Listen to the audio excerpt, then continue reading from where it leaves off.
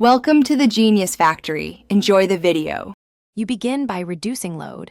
Target 24 degrees to 26 degrees so the compressor runs less. Close windows, doors, and curtains to stop heat gain. This directly lowers runtime. Turn the Aircon fan on for 5 to 10 minutes first to mix indoor air. Once done, start the compressor so it doesn't fight stratified warm pockets. Make sure filters are clean now. Dirty filters force longer run times. These first steps make every subsequent action more effective. Once the room is cooler, adjust fan speed and louver swing to spread cold evenly. This prevents the thermostat from overshooting and wasting cycles. For non-inverter units, use short controlled cycles. Run 20 to 30 minutes, then pause 5 to 10 minutes when heat gain is low, because compressors draw a lot at startup. This reduces the number of heavy starts.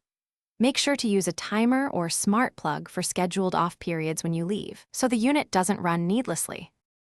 To finish, pre-cool the room 15 to 20 minutes before people arrive, then maintain temperature with fan-only stretches or brief compressor cycles to save power.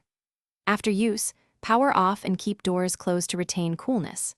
If something goes wrong, say the unit trips breaker or cools weakly, first check the filter and outdoor coil, then inspect the start capacitor and relay. Low refrigerant or a failing capacitor cause hard starts and higher energy. Call a technician if you find electrical damage or suspected leaks. Thanks for watching. If you found this helpful, don't forget to like and subscribe.